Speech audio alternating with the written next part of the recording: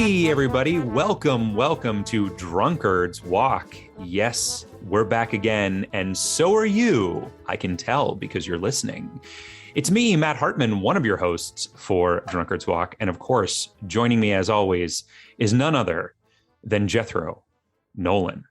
That's right, everyone. I have returned for the, 60th consecutive episode. I know it's always a bit of a risk as to whether or not I actually show up, but I am here. Matt has constantly changed the location and time of these meetings, but I've managed to make it to everyone. So you haven't outfoxed me yet, Hartman. I mean, congratulations, I guess, is what I should say. You have. I mean, I've started some of these without you being here, and I've kind of been like, oh, this is it, this is the one, and then right when I say your name, boy, you show up, and I don't know if that's a Beetlejuice type of thing that you've got going on or what, but I'm impressed. Thank you. Yeah, I work very hard to show up and annoy people at the right times. Well, you do a great job of it.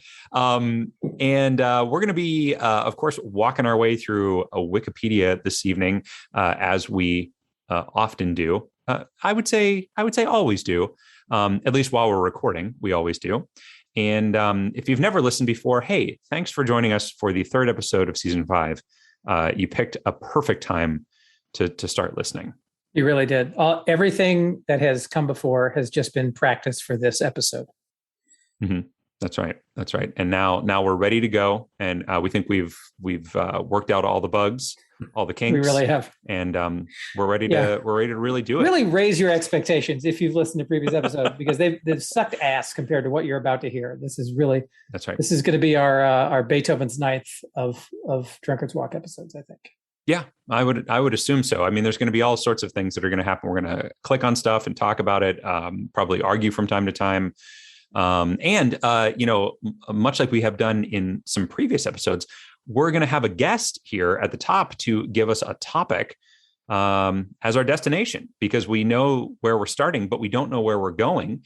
And so in order to find that out, let us talk to our guest, who is none other than Jessica Kirby. Hi, Jess. How you doing? Hey, guys. Good. How are you?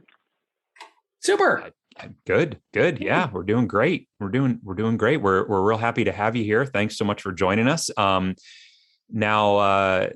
most of the people that we have on, Jethro and I have met doing improv and at the Arcade Comedy Theater, but not the case with you. You and I actually met a number of years ago that I'm not willing to disclose in college. That's right. At Penn State. Yeah, that's right. Now, it was still theater related. Of course, there was still performance involved. It wasn't improv that we were doing, but a dinner theater at the Dining Commons. That's right. Yeah. And it was the second dinner theater at the Dining Commons that I was a part of. I think it was the first that you had done. Is that right? It was just the first for me. Yes. And I was called in after, I believe, that I didn't audition, but I was called in to replace somebody, I think, that left. Yeah. Yeah. Well, you were offer only, so you weren't going to be auditioning, obviously. Soon. Yeah. What was the name of that ridiculous show? I believe it was Bone Chillers. Yes, that's right. That's absolutely what it was. Yep. Yeah. A not scary mock horror murder mystery type show in which I don't even remember exactly what happens. I don't either. But I'll tell you what, it's really something to do a dinner theater at a Dining Commons, because getting college students to pay to come and eat their dinner at the dining hall and watch a theater show. Boy, that's it's a little bit of a struggle, but hey, we had a good time, right? Yeah. Yeah. And it led to a great friendship. So it was worth it. Go. That's right. That's yeah. Bad theater can do that. If you've been through it, closer. If you've been through an experience like that, it can draw you closer together. Yeah.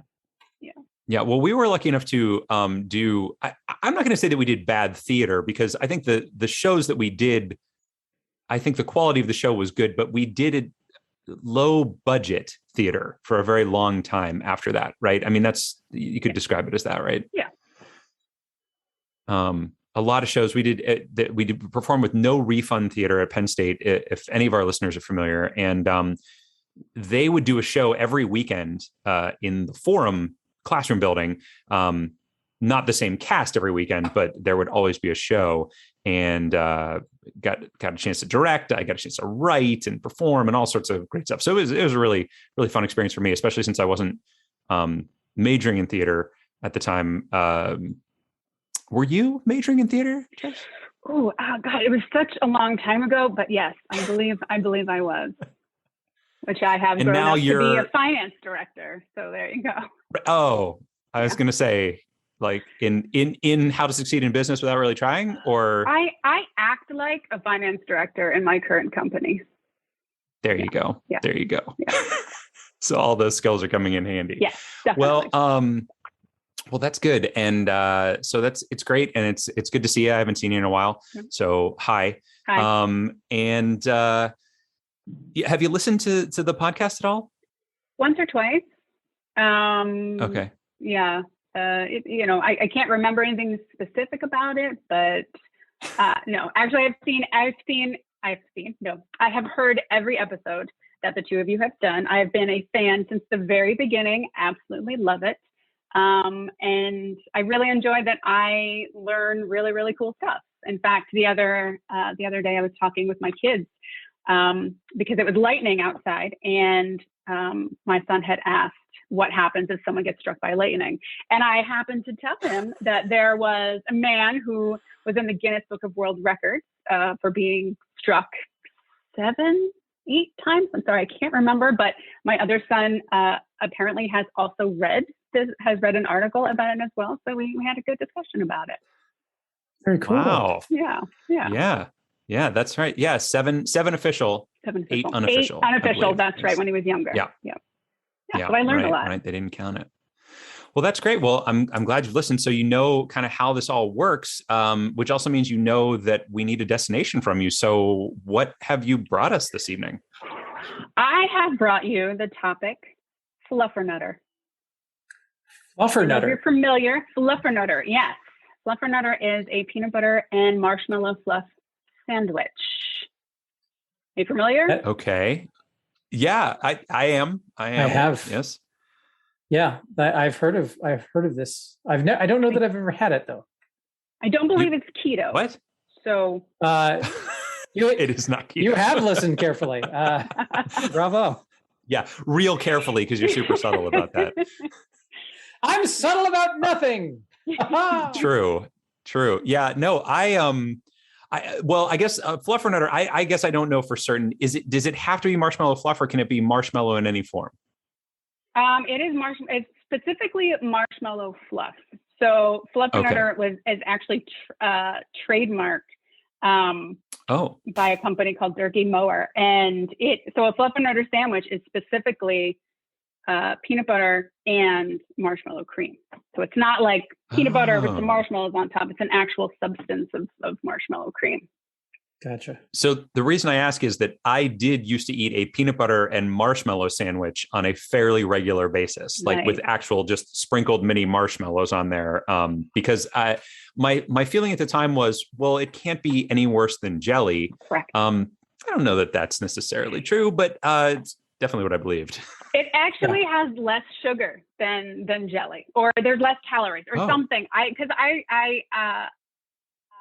was in a conversation once, and the question became like, you're an adult, you shouldn't be eating marshmallow fluff on sandwiches. And I was like, well, I don't want to put jelly on it. And we compared jelly and marshmallow fluff, and it actually was comparable. So there was nothing better about putting jelly in a sandwich. So Well, there you go. Then I'm glad to hear that I was right all those years ago when I ate them. I very often, I think at one point I was packing my lunch to school, and that's what I was packing every day, type of a thing. So, hey, here we are, still alive. Well, this is great. What made you think of this particular topic? Why'd you bring this to us? So my mom used to make them for me when I was growing up. I don't think I'd had one since, maybe grade school. And then a few years back, we were living in Lynn, Massachusetts, and I would walk about a half a mile from my house down to the commuter train to take it into Boston where I was working. And every once in a while, there would be this delicious, sweet, warm marshmallow scent filling the air. And Lynn is a manufacturing town. It is not really anything to write home about, but for some reason there was this wonderful smell. And it turned out that Marshmallow Fluff Company, Durkee Mower, was actually, the building was basically just like right down the street from the commuter train. So it would just be this warm, wonderful smell. And it was just a great way to start the day. And so I probably started eating the sandwiches again, and probably because I was pregnant and, and probably had a little too many, but it brings back just a wonderful, warm memory of growing up. That's wonderful. Do you have any specific knowledge about the origins of the Fluffernutter sandwich in terms of when it was invented / discovered? Please do tell. Yeah. Yeah. So they have records of it going back to the early 20th century, around World War I. There were, they had recipes printed in like the newspaper, but there was a gentleman called Archibald Query who had his own recipe and sold it during the sugar shortage period of World War I to Alan Durkee and Fred Mower, who then started manufacturing it in a company called Durkee Mower. So they started manufacturing it, but it was just under a different name. So it was under something like Toot Marshmallow Cream or something like that. So it was the Hydrox to what became basically. Yes. And then in 1960, there was an advertising firm that they were working with that renamed it basically to Marshmallow Fluff. And it's existed ever since. Very cool. So that's just the marshmallow fluff that you're talking about that he had the recipe for, not the sandwich. Because I was like, well, what kind of recipe would you have for the sandwich? Bread, peanut butter. Bread, peanut butter. So basically, some recipes are so simple, but they're so genius. So they started marketing the sandwich as a really good thing, and so it actually.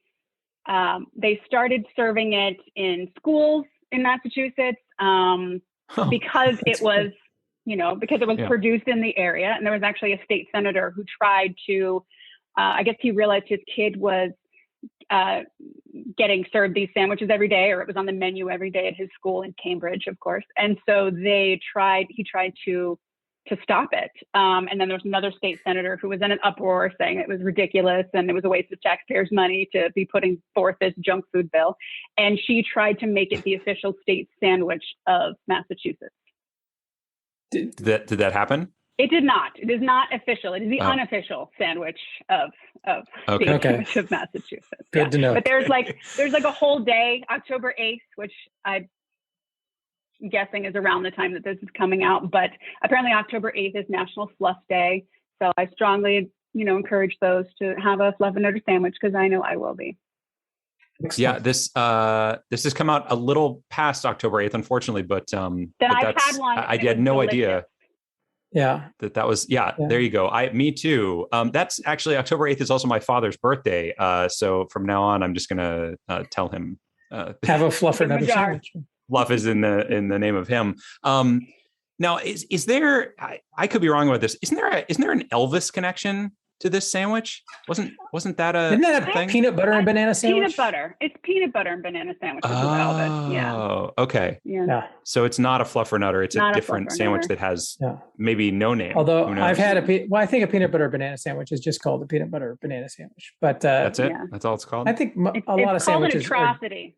It's an atrocity. No, what? Come on. No, it's pretty tasty. I've had those. Disgusting. Jessica, come on now. Your people in glass houses should not. I mean, I don't want to poo-poo your marshmallow fluff and peanut butter sandwich, but peanut butter banana sandwiches are delightful as long as you have them with a glass of milk or something. Oh, I see. All right. Well, what if we put all three of them in there? What if we had peanut butter, marshmallow, and banana? I'm down to try it. That's what I'm going to try next because that sounds pretty great. Well, one thing I will say that is not gross, that I maybe we can all agree on is alcohol, which is what we drink sometimes while we're walking along here, doing our drunkard's walk. And Jess, are you having a drink this evening as you speak to us here? I am drinking a lovely Malbec. Very nice. Oh, I see. Fancy wine drinker. Mm-hmm. Very nice. Mm-hmm. Yes, probably nice. not. Jethro, Wouldn't be too good with a fluffernutter sandwich. But it's more of a white wine. Yeah, that's more of a white wine. Or dare I say, we can't know until we try. Rosé for that. Yeah. Matt, to answer the question you were in the middle of asking, I am having a Woodford Reserve bourbon, but I'm also having it in. You can't see it. Can't see it. No, it's in the Drunkard's Walk, a podcast etched rocks glass that was the prize for last season's tour. Let me see if I can change my picture so Jessica can see it. But while we're talking about that, why don't you tell us what you're having to drink there? Well, I as I mentioned, as the season has gone on here, I've started on the beers, and we're in October, so I have another Oktoberfest. This time, a Shiner Oktoberfest, straight out of Texas. There's the glass. There you go. Cool. For all of you at home, this is a very, very nice visual. So I'm drinking a Shiner Oktoberfest. It's a Marston style Oktoberfest, and it's good. It's quite good. I don't know what else to tell you. I really like the label on it. It's a bright orange label, which check out our Instagram. You can see it. I really like the color scheme, the orange and blue. It is very similar to the Samuel Adams Oktoberfest label. There's also orange and blue. I'm a big fan of Shiner. I've actually visited the brewery there, and I love their Shiner Bock beer the best, but their Oktoberfest is quite nice as well. Yeah, it says the name of the brewery is Spotzel. Spetzel, yeah. Cosmos Spetzel. Spetzel was the original brewer who brought his. He's a Czech gentleman who emigrated to Texas and brought his knowledge of the brewing arts with him, and they founded the Shiner Brewery, and the rest is history. There we go. Well, we're learning all kinds of great stuff here. We sure are. And honestly, this is going to be a lot of fun. So we're going to be traveling from William Moulton Marston to Fluffernutter, and I have no idea how we're going to get there, but Jess, thanks so much for giving us this topic. I'm going to be hungry the entire time when we do this, and I'm going to go make myself one of these sandwiches, I think, if I have any marshmallow fluff laying around. Awesome. Thanks, guys, so much. I really appreciate it. Really enjoyed the show. Thanks. All right. Bye. Take care. Bye. All right, Jethro. We've got a job to do. We really do. But before we begin the epic voyage to Fluffernutter, we have to write down our guesses here. Yeah. Oh, yeah. Absolutely. And absolutely. So I don't. I don't. The past couple, I had kind of a like in my mind, I had like I think I see a path somewhere, but right now I don't see that path. Though I will say that our first two journeys this season have both been 5 links. Have they now? So I'm just saying. You're just saying. Are you falling prey to the gambler's fallacy, or are you highlighting reversion to the mean? Or are you not going to say because you want to make me guess wrong? Yeah. All right then. Good deal. So thanks. William Moulton, or have you written down your guess? I have written down my guess. Excellent. Jethro. I've written down mine as well, and I think you're going to be very displeased when it comes to it at the end of it. That sounds great. I can't wait to be displeased. But not for the reason that you think. Okay. All right. Well, let's see what we've got here. Oh, because you're going to lie? Is that why? No. It's far more scandalous than that. So pen name is the first thing that is linked here, which is very interesting. Pen name. Yeah. Why do you like that so much? I don't know that I like it as a way to go. I just find it curious. I like the idea of a nom de plume. I'm sure there's a list there of a lot of different people who wrote under various pen names. Perhaps somebody who wrote under a name who also liked food, and we could get into that. Okay. I for some reason I'm thinking of the Earl of Sandwich and getting into sandwiches through that. Not that the Earl of Sandwich had a pen name, but it just made me think of the whole Shakespeare authorial quote controversy. There's also much to everyone's chagrin, William Moulton Marston died in Rye, New York, and rye is a type of bread. It is. But what I'm going to point out is the fact that like he was alive at the time that this marshmallow fluff kind of came into being. This is true. So I feel like if we can try to stay in that same era, we might be in good shape. Also, I want to point out that Boston University is linked on here, which happens to be very close to the town in which, this marshmallow fluff is made. So, I don't know if there's a way to get. What was the name of the town? Because Lynn, I believe. And so my thought was that if you could get to Boston, you could probably get to Lynn.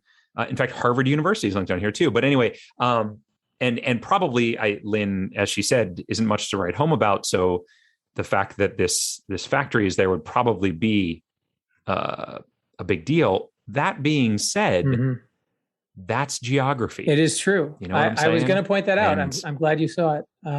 We don't like geography around here if we don't have to. Utopia is linked, and let's face it, that's a world with this type of sandwich is a utopia. I actually like Utopia for different reasons, though, just because of all of the early 20th century, late 19th century American utopian communes and their relationship with diet. So if you think about like Kellogg's cornflakes, Dr. Harvey Kellogg was a bit of a wackadoo guy and Graham's crackers. These were all like guys who invented things that are common food products today that were originally came out of utopian communities. Like graham crackers were supposed to help you from masturbating. And graham crackers, I don't know if you know this, an ingredient in s'mores. And s'mores use marshmallows. And I'm not going to tell you how we might go on from there, but I hear where you're going. It does seem like it would take a little while. I don't know. The fact that he was born in Massachusetts, in Saugus, Massachusetts, right outside of Boston, the greater Boston area. Man, I feel like I don't love taking geography, but I'm feeling like we're walking away from this if we don't. Where is Lynn, Massachusetts? It's a train ride away from Boston, so it's very close. Well, isn't anything a train ride away from Boston if you have the time? Yes, it is. But she was working in Boston. She was going on a commute on the train. So I'm saying that like it's close enough. I love the exasperated sigh of having to deal with me. Yeah, you do. I know you do. It's what fuels you. It's just such a familiar phenomenon for me that my wife gives it to me, my daughter gives it to me, everybody I work with. It's just like, I've had enough. I've had enough Jethro for the moment. Sure. So what else here? We've got blood. So you are not down. You say no, thank you to. I'm examining what else is on the page, Matt. You're a big advocate of it. Like, sure, if you want to get a quick and easy, dirty way to get there, and not be able to look yourself in the mirror because you went for the lowest common denominator geographic route. Yeah, we can click on Saugus, Massachusetts. But if you want to be adventurous and embrace risk there it is again. And the spirit of discovery that this podcast is all about, then let's maybe check something else out. I don't know. It just feels like we're very close to it and we're walking away from it by not taking this path. And if it were like we were traveling around the world, if we were traveling like, I don't know, but I feel like this is so close.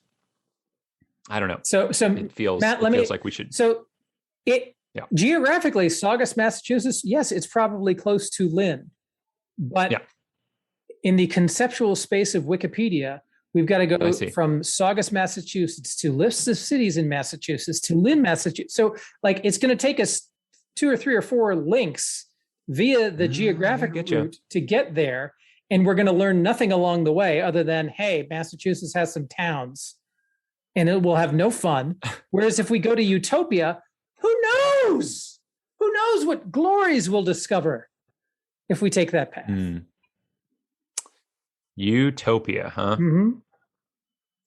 And you really think that that's going to get us into that? I mean, if we could get to food through something quickly, I'd be more inclined to go along with you. I'm just not certain that utopia is going to take us to food. I think so. I think utopian communities tend to be heavily religious. And I think that just about every religion on the planet has a prescription about what are the foods we should eat versus what are the foods we shouldn't eat. I mean, think about the all the stuff in the Old Testament, Leviticus, like don't eat shrimp, don't eat owls, don't eat this, don't eat that.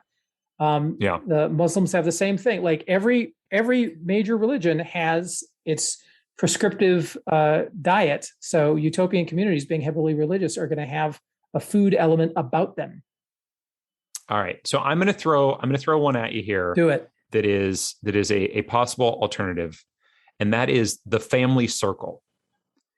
Now, is that the cartoon or the magazine? No, it's a magazine. It's like a home and style magazine. And my thought is that it may very well have a whole recipes section and a whole food area that we can go into. So I almost like that a little better than Utopia personally. But what do you think about that? I was more excited when I thought it was Family Circus, the cartoon, because not Family Circus, it's Family Circle, not Family Circus. Sorry, it made me think of Family Circus, because me too. Our ramblings are like when Billy tries to go somewhere, he just meanders all over the place. I see your publication, and I raise you a publication, the Journal of Abnormal and Social Psychology, because whoever invented the fluffernutter sandwich was crazy in the head. I don't think that's true. I think they were just looking for a little something that would taste good together. And I think that these do. Probably so hot. You're not. So you're not down with Family Circle, because I think Family Circle might be a really good path, actually. I like Utopia better than Family Circle. You're the one who brought Utopia up, and I just agree with you. I wish you had confidence to follow through. I brought it up because I thought it was just interesting that it was on here, and I was making a joke out of it. It's interesting, though. It's interesting. It's interesting. You've given away the game there, Matt. You've admitted that it's okay. But here's the thing. If you mouse over Utopia, it says Utopia is an imaginary community or society. Imaginary. These aren't even real. This isn't talking anything about the utopian communes that you're talking. It's going to have like a list of utopian communities. Of course, it's imaginary. The word utopia literally means no place. From Sir Thomas More's original book of the same name. Yes. Okay, good. That's information I didn't know before, but it's fictional. It's going to talk about fictional places. It's not going to talk about real places. No, because people have tried to bring about utopian communities. It was a huge movement in America in the late 1800s. Yeah, I just don't think that's going to be in there. I disagree. All right. Well, then we have to settle this tie somehow. I'll tell you what. Last week, you wanted to click on this guy's mentor, Hugo Munsterberg, and I thought, this is insane, and it worked out. So tell you what, because of that, I'm going to give you the benefit. I'm going to go Utopia, but I really think Family Circle is the way to go. All right. But let's go to Utopia. I agree. I agree that last week you were wrong, and you should have listened to me, and you did. And here we go. But you didn't know. Of course. You didn't know. Modern utopias. Nude Christians is a link here. Just want to throw that out there. Are those two separate links? No. Nude, it's not. Nude Christians or Christian naturism is the practice of naturism or nudism by Christians. Yeah, I'm fascinated there. And there's also a list. There's a series section on the right hand talking about various utopianist movements. Cyber utopianism, transhumanism, socialist escapism, agriculturalism, etc., etc. Okay. All right. Very exciting. It is very exciting. Although I'm not seeing a whole lot about, like I see some, there are some religious utopias on here. Mm-hmm. I see Lutheran Church, the Harmony Society. List of American utopian communities is linked. So you want to go to another page about utopian things? Come on. I'm just saying it is linked there. I'm telling you, Dr. Harvey Kellogg and what's his face Graham are going to get us from utopia SW to Graham. food.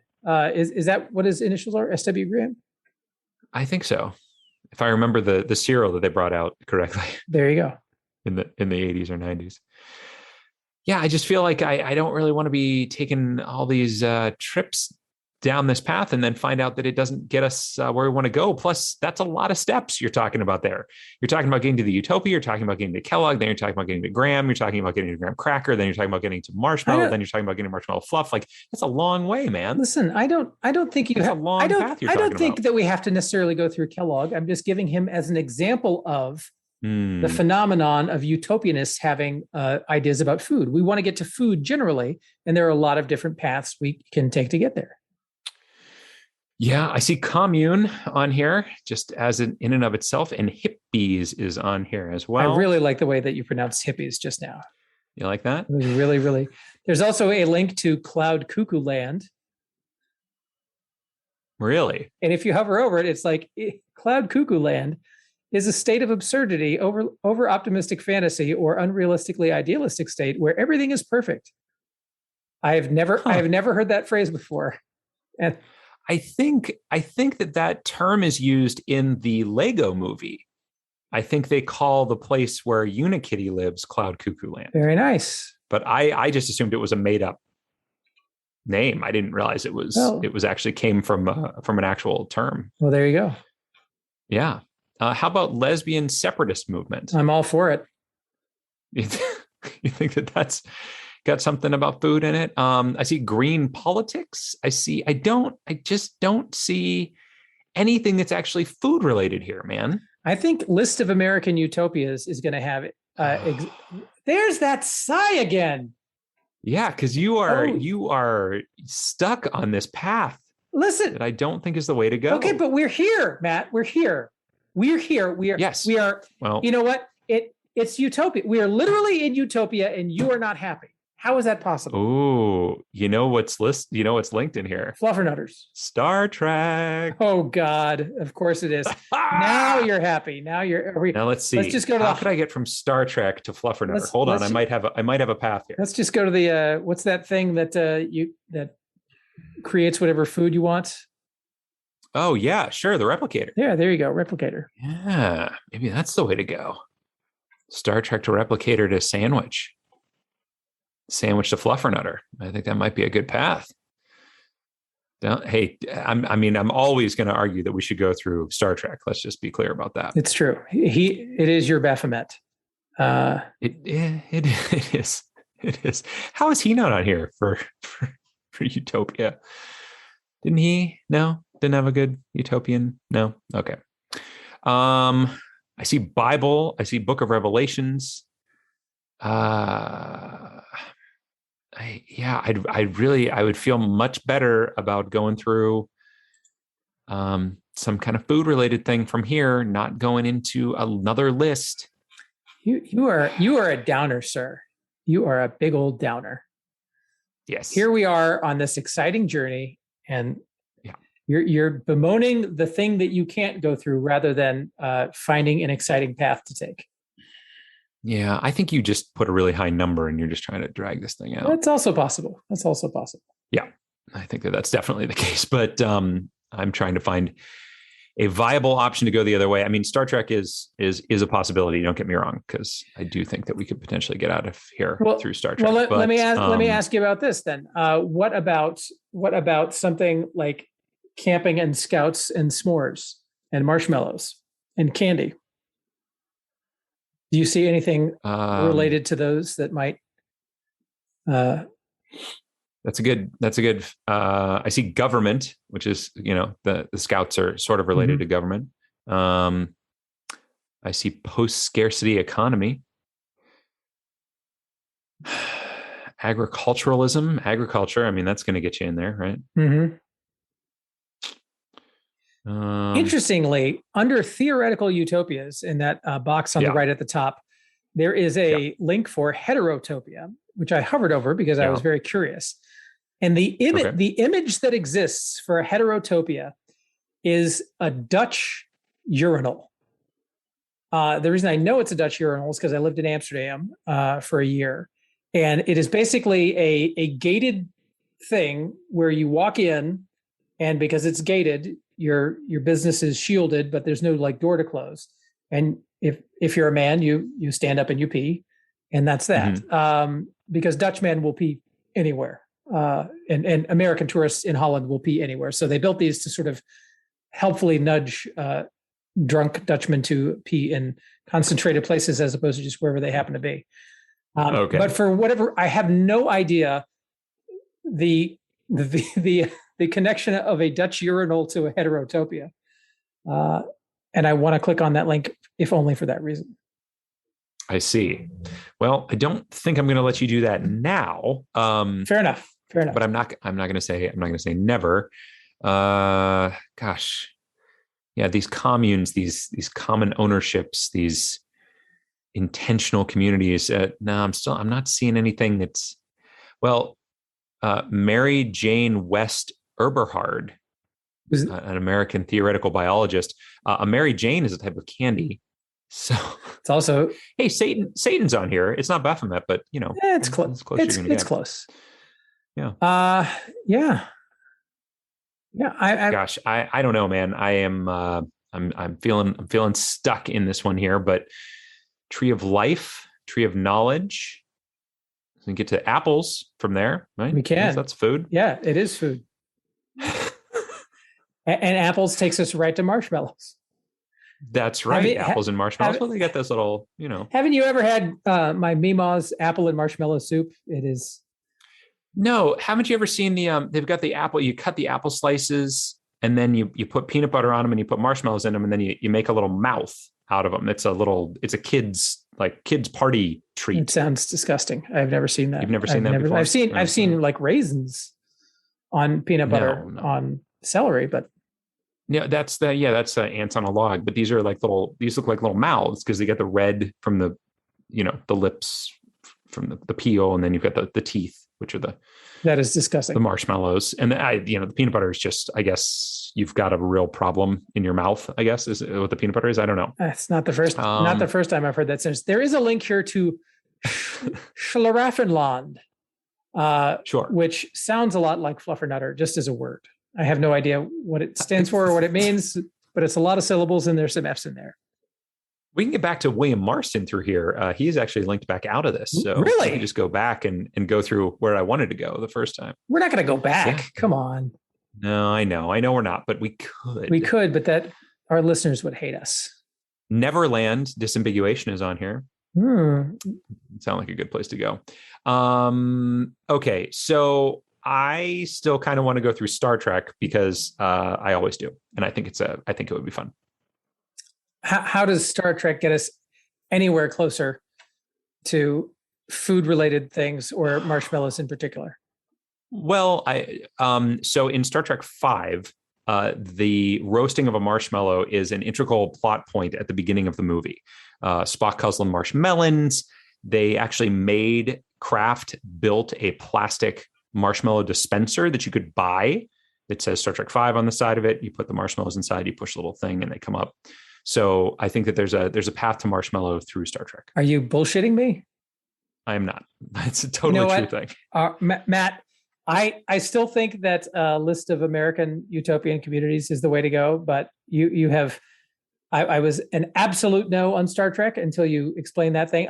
My biggest concern with that is that Star Trek, I don't know if you know this, there's quite a lot of media that falls under the Star Trek universe. So a link to the Star Trek main page is not going to have nuances of the film Star Trek V. We might have to click through a link or two to get to Star Trek V. And by then we've exhausted like 2 or 3 links versus the 1 or 2 links it's going to take us when we get to American utopian communities. I think we could be there in probably one off of the Star Trek page. And there's always the chance that it is on the Star Trek page. Plus, the Star Trek page, as you mentioned, will probably have quite a bit on it because there is so much media associated with it. So maybe there's even a better path out that I haven't thought of yet. There's so many marshmallow tie-ins to. I mean, it's just. My point is, we're not going to go to a list. It's just going to be a list of things. Gene Roddenberry was essentially a sentient marshmallow, and he. I'm not gonna speak. It's possible. He implanted clues to his fellow marshmallowans throughout the franchise. Yeah. Sure, that's fine. I will give on this only because I quite frankly, I hope you're wrong, and I'll get to lord it over you. I love it. Of course I'm going to be wrong, but I get to go through Star Trek. Where is the link to Star Trek? It is under Science and Technology, which is under Modern Utopias. It's the second category down, and then it is in the first paragraph, close to the end, e.g.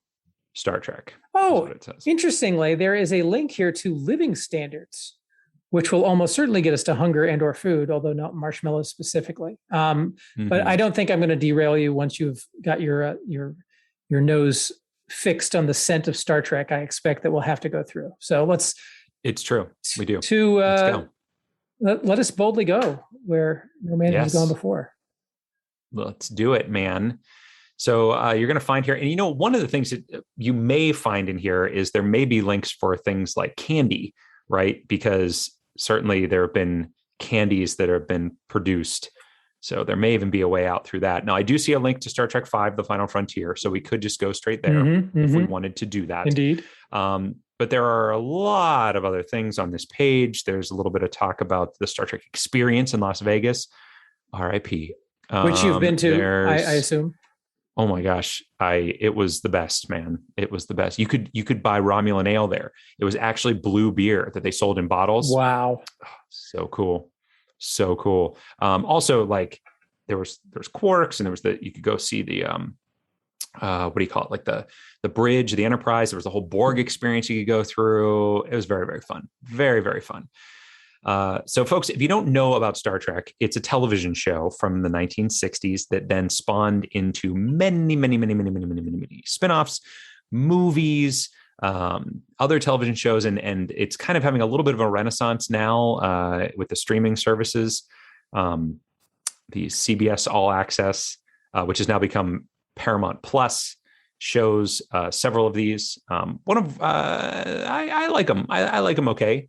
One of them's animated. It's pretty fun. Lower Decks. If you haven't seen that, it's the first comedic Star Trek show. It is at this point in the podcast that Matt Hartman went on for 3.5 hours regarding his love of the various Star Trek entities. We skip ahead to the end of his monologue. And that's why I still think that Star Trek 2 is better than the rest of it. All right, then. That was a fascinating thing to hear. It is now midnight. So I'm going to suggest that we should find a link on here that we can click and move forward. All right.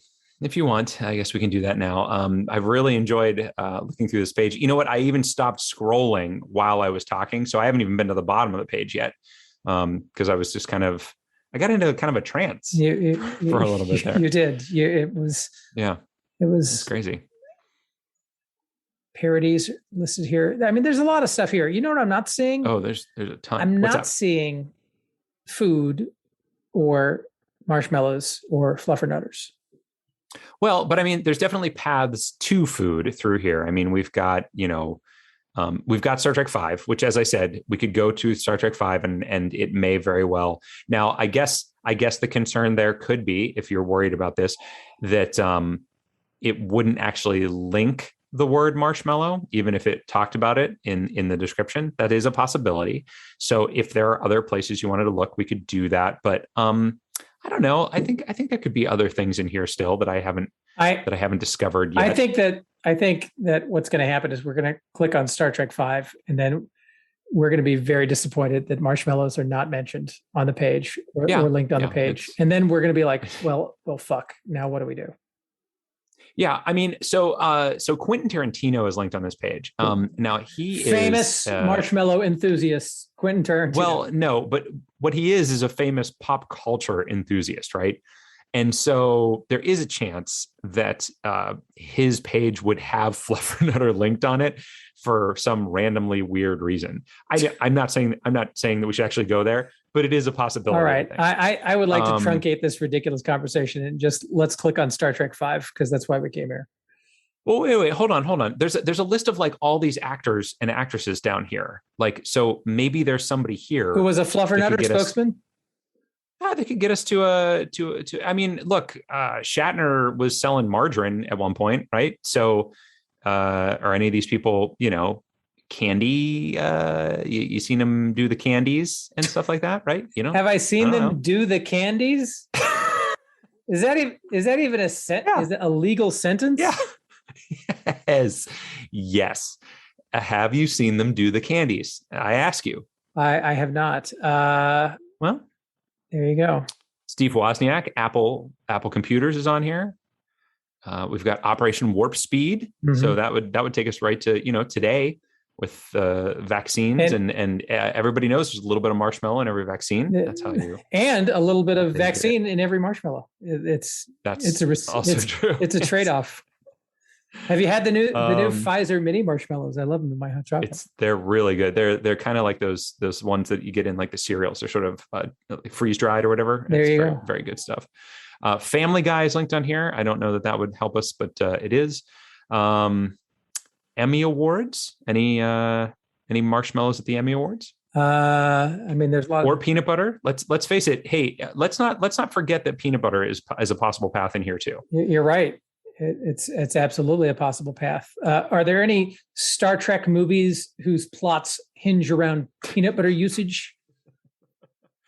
Not that I recall, but that doesn't mean. I mean, there's a lot of Star Trek out there. You mentioned that before. Like, look, the SEC is on here. I mean, you want to go through. You want to start going through. Economics. We could try that too, Matt. It is getting late, and I'm perilously close to the bottom of my drink. So sure. I'm going to say Star Trek 5 because I still think we have another 3 or 4 links after that.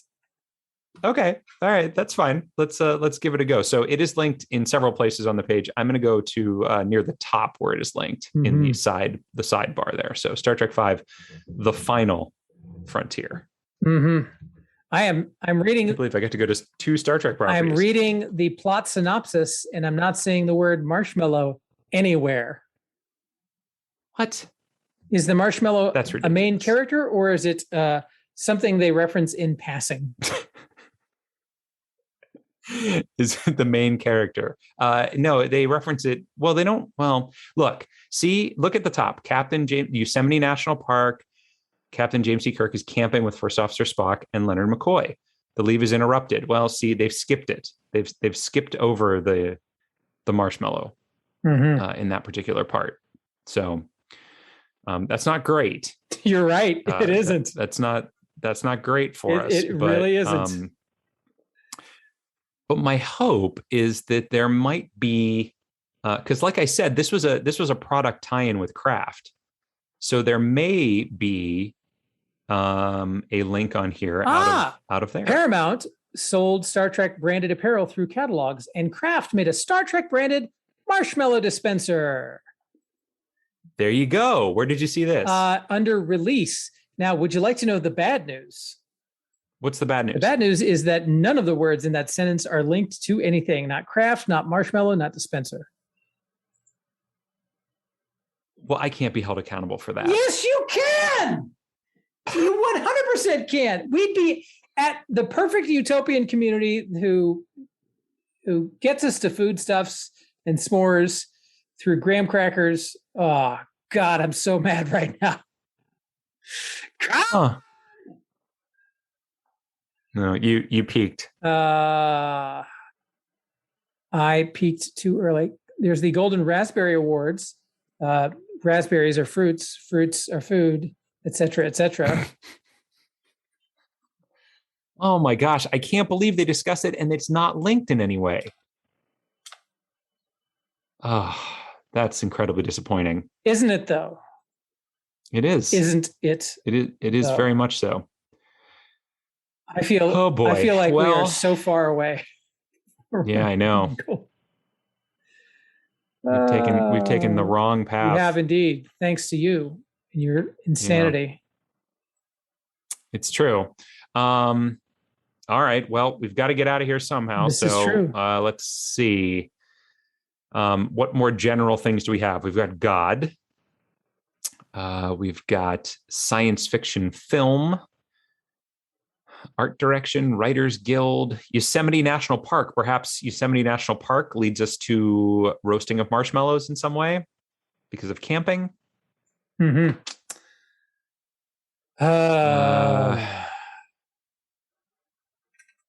Is camping on here? No. I mean, it is, but it's not linked. Damn it. Détente. Détente is on here. Camp David. Indiana Jones and the Last Crusade. Camp David. Camp David. You said Did you see Camp David? No, you said détente. I was détente. Oh, I see. Word association. I see. Spice Williams Crosby is linked. Yeah, there's a lot of. Ooh, there's a favored nations clause. I see table tennis. Boy, oh boy. Oh, hey, there's Satan and hell. Yeah, I feel like we're already there. This is where I feel like I am. Oh gosh.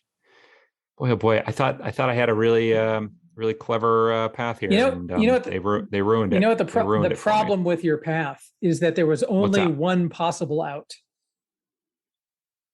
It was such a narrow path. What were the multiple outs that you had out of yours? Out of list of American utopian communities, literally any one of the utopian communities that had food restrictions or inventions associated with Kellogg, Graham, C.W. Post, the Seventh-day Adventists had dietary restrictions. Like there's any number of American utopian communities that have food-related things that would have gotten us to food instead of one marshmallow appearing in Star Trek. Let's see. The episode "The Apple" is linked on here. I mean, Baptist is linked here.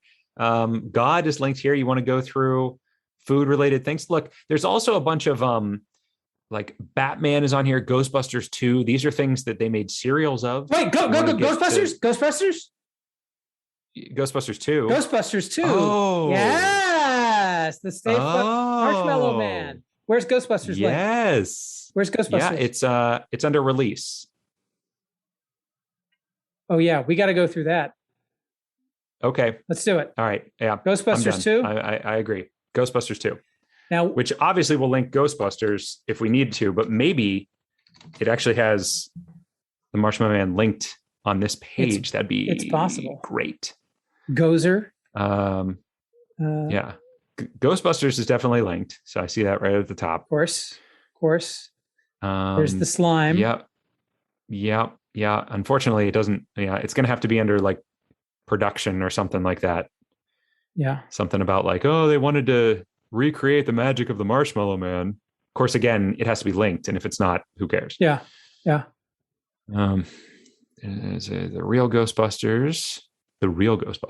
Slimer is linked on here. Of course. I feel like going to the main Ghostbusters is our best bet because Ghostbusters. It probably is going to be, but I do want to check real quick. Take a look. Sophie's Choice. Of course. How about Sophie's Choice? That's what essentially what we had earlier when we had to pick between. What was she choosing between? She was choosing between Ghostbusters and marshmallows, right? Take the marshmallows. Ectomobile is linked on here. Nice. Gosh, they're linking all sorts of stuff, like by name, which is I didn't know Randy Edelman did the score. There you go. Look at that. You big Randy. There Randy I go. Edelman There I go. That. Yeah. There go you. Creature effects. Is it anything under creature effects? Mylar, the Blues Brothers. Again, he's not in this movie. So I know. I was just hoping that there was going to be some kind of stop motion is in here. I mean, that's what he was, I think, but it's not. Actually, I don't even know. Maybe that's not true. He might have been a puppet of some kind. Proton Pack. We still have a few clicks after Ghostbusters to get there. So. Oh, I know we do. Look, I just want to check. I want to make sure that we're not. I know that we're going in deep here, so I want to see if there's any way to save some time. That's all I'm saying, man. Because even in the trailer for the new Ghostbusters, the marshmallows are featured. Stay Puft marshmallows are featured. So I was hoping that like maybe somewhere in this movie they were in the background or something ridiculous like that, but I don't think that's going to be the case. Kindergarten Cop, Mrs. Doubtfire, Hook.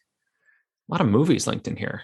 It's like this is a movie or something. Mm-hmm. Temple of Doom, Metacritic, coloring book, noisemaker, Game Boy, board game, Halloween Horror Nights. Nope. Matt, sequels and spin-offs. Matt, we have miles to go before we sleep. Ghostbusters. I understand. There is a living Marshmallow Man in the movie as a main character, not a minor plot point like in Star Trek V. I understand that, and I believe that that it's gonna work. Right. I just wanted to see if there was another. If it was directly on this page, I didn't want to miss it. Let's go. Honestly, to Ghostbusters. Ghostbusters 2 is about a painting of Vigo the Carpathian, where Vigo comes to life, and there's pink slime throughout the city that they eventually spray on the Statue of Liberty, and they play Jackie Wilson's "My Love Is Lifting You Higher," and everybody is happy at the end. There are no marshmallows in it. That's true, but I want to point out that Werner Herzog is not in the first 20 seasons of The Simpsons, and yet he was still linked on the page. So you never know what's going to be on that page. Let's go to Ghostbusters. Let's do it. It's linked at the top. Ghostbusters. Ghostbusters. Famed 1984 supernatural comedy film. Directed and produced by Ivan Reitman and written by Dan Aykroyd, Harold Ramis. Okay, now Stay Puft Marshmallow Man is linked. Fantastic. I love it. But Marshmallow itself doesn't seem to be its own link. So we would have to go through it to then get to Marshmallow. You're quite certain. Well, I mean, I don't see Marshmallow. It's not linked where it says Stay Puft Marshmallow Man. Maybe it's linked somewhere else. I don't know. So I do see a section for creature effects that has a link to the Stay Puft Marshmallow Man character. But I was wondering if they used the marshmallow fluff in any part of the special effects or creature effects for that. Oh, yeah, that would have been nice. Did they? Particularly after the part where, spoiler alert, he blows up and all the gobs of marshmallow fluff land all over the people in the city, including that redheaded guy from Real Genius, who's a jerk. Yes. He Walter Peck is his name in the movie. Peck. I don't remember. William Atherton. There you go. Is the actor's name. There you go. But I don't see anything in there about it. And I mean, come on, they wouldn't use actual marshmallow fluff. That would be incredibly, I mean, even more sticky and disgusting than whatever they probably used. So I don't know. I don't do special effects for movies in 1984. I don't know what they have. Coca-Cola Company is linked on here. Was there any cross promotion with anybody here? Did they do a marshmallow? Probably not, because the Marshmallow Man was the bad guy. So nobody would want to be like, yeah, put our name on. Well, that's why they're Stay Puft marshmallows, right? They're fake old marshmallows. It's astounding to me. If you go down to thematic analysis, the first subsection is capitalism and private industry, and it starts to go deep into the kind of navel-gazing, self-righteous literary criticism, which is certain of its viewpoint, but doesn't have to ever actually test its hypotheses. It's astonishing, some of the sentences that are written here. Yeah, well, that's kind of what this whole Wikipedia is about, right? I mean, you can go in and change it, though. You can. You can modify it. I don't have. I know that I don't have the stamina to stand up to people with strong opinions about movies because they will. Gosh, there's a sentence here. When we come down covered with marshmallow, and yet still marshmallow not linked. Bastards. I think Stay Puft Marshmallow Man is our guy. I mean, I am feeling that is probably the case. Like I said, I'm just looking to see if there's some kind of like, and every year somebody puts on a bunch of marshmallows and goes dancing in the street, or some ridiculous. I don't know. Something ridiculous. The marshmallow raining down on the crowd after it is destroyed was shaving cream. Oh, well, there you go. So you are correct. They did not use marshmallow. There you go. But not linked again, right? The word marshmallow. Nope, it is in quotes, but it is not linked. Perfect.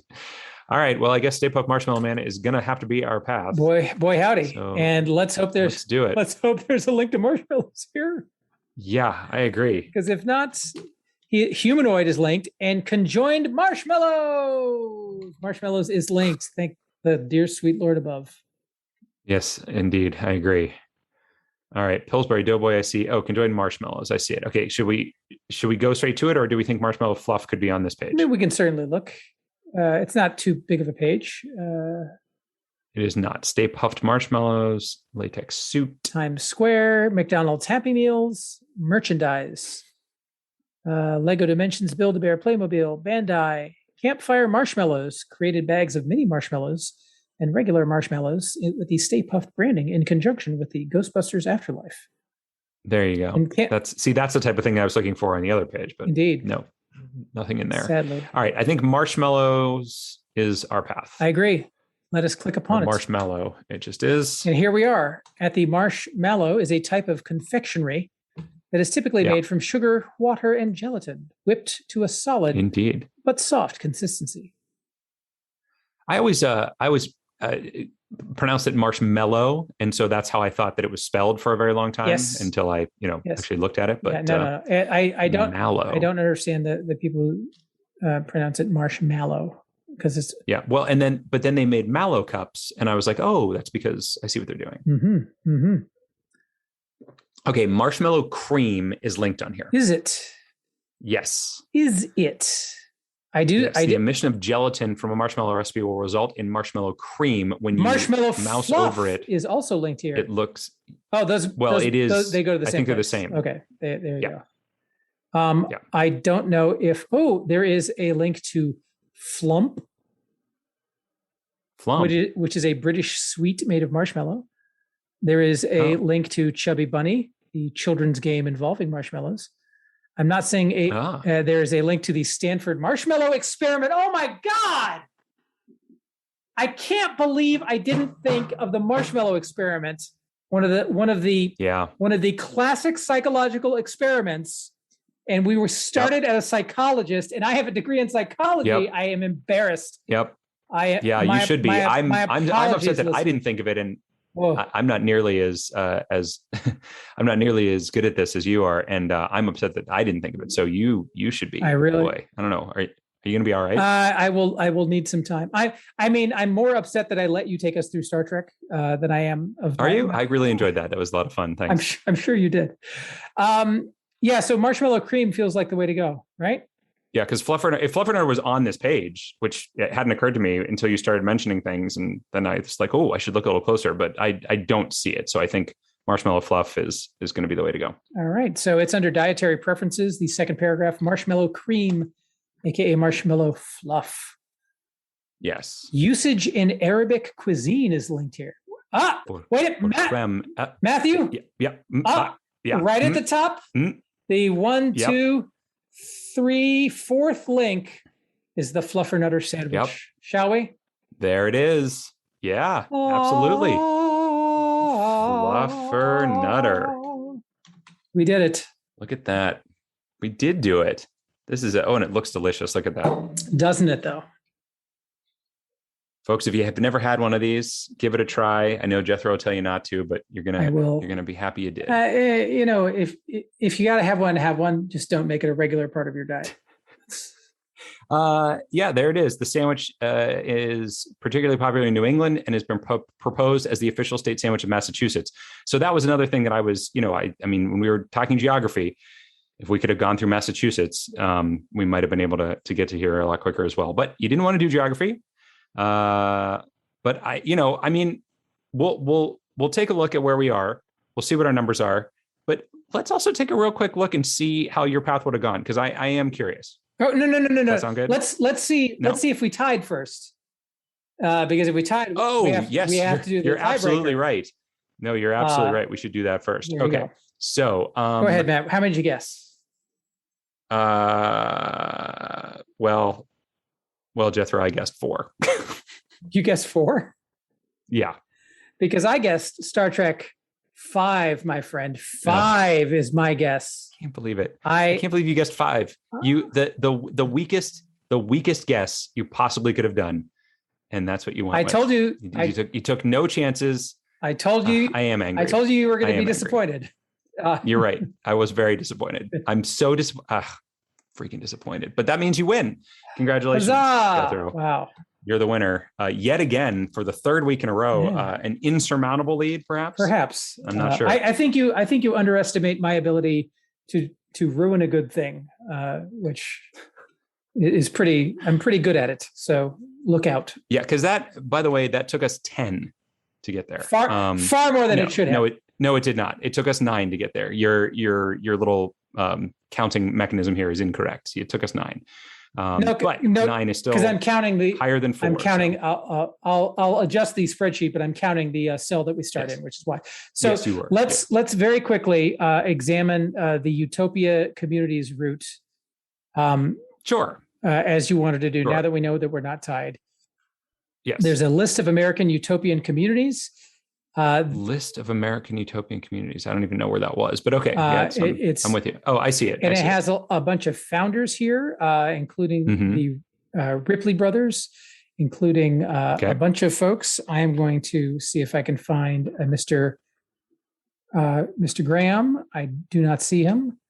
I'm going. CW Post is on there. You said you wanted. Yes. So CW potentially to go through Post. Post will get us to Post Serial. So there's a whole group. I'm trying to see if there's like CW Post. I would take CW Post. Okay, so CW Post. Okay, and that takes you into what, post consumer brands? Is that where you would go, or cereal, or what? Where would you go from here? There's Kellogg. There's Will Keith Kellogg listed on here. John Harvey Kellogg as well. I'm trying to get to Graham though, because Graham gets us graham crackers, which gets us to s'mores. So right. I like that the most. Mm-hmm. I see Drs. William and Charles Mayo. I'm assuming they're the ones that came up with mayonnaise. I think they founded the Mayo Clinic. Yeah, I think you're probably right. Yes. Well, Post Foods. I mean, did Post make a Post? Did Post have a version of the graham cracker? I don't know if he had a version of the graham cracker. He Raisin Bran is a Post cereal, if I'm not mistaken. Mm-hmm. That's true. Yes. I didn't know if there was going to be like a list of other freaky nutritionalists who American Food Company Founders is a list that is listed here. Oh, you love these lists. I do. What's wrong with the list? What's wrong with the list? They're boring. You're boring. There's nothing on the page except a list of things. You're boring. All right, fine. Let's not go through my awesome list. That's almost certainly going to have Dr. Graham on it. Oh no, absolutely. Hey, this is your trip, my friend. You want to go through the list? Go through the list. Yeah. See, you don't want to either. You know, it's not the right way to go. What about General Foods? Sure. The General Foods Corporation? Yeah, let's go through that. All right. General Foods. There you go. General Foods International. Kraft Foods. Oh, Kraft makes marshmallows. There you go. So we could have taken that. Yeah. Nabisco, Kraft Foods. I just don't know who makes graham crackers specifically. Well, Kraft makes marshmallows. You don't need to get to graham crackers anymore. Fair point. All right, Kraft Foods. It is. Kraft Foods. Kraft Foods. There's a whole bunch of things in there. The Jet Puff marshmallow is what they make. So I see ice cream. I see Pittsburgh. Yay. Breyers. That's another ice cream. Pasteurized cheese. This is all the cheese stuff. There's the Hershey Company. I see. So I do see marshmallows, but it's not linked. Are you kidding? I'm not kidding. Oh, that would be so. Look at all of the things that are linked on here. No, come on. It's got to be on here somewhere. That is so disappointing. There's H.J. Heinz. Philip Morris. All right. So maybe it wasn't exactly as quick a path as I thought. Not a home run. No. The way that you thought it would be, huh? I mean, granted, it's no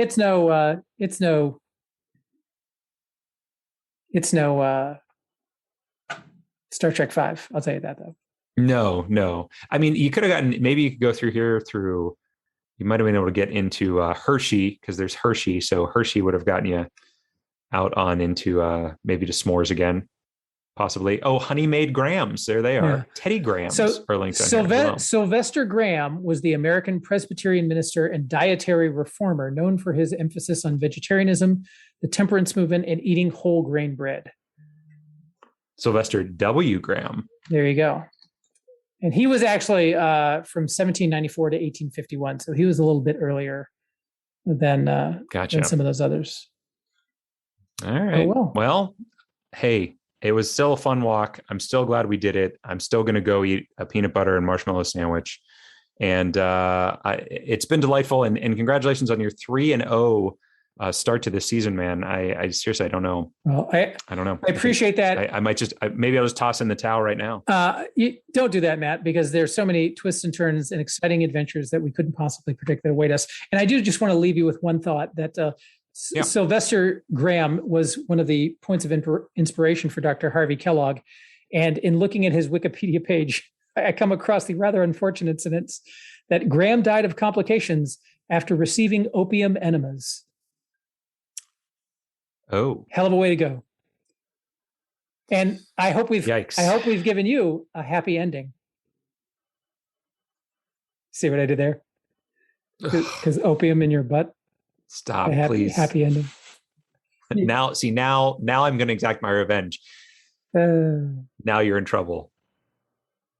You're in trouble. I hope you edit that part out.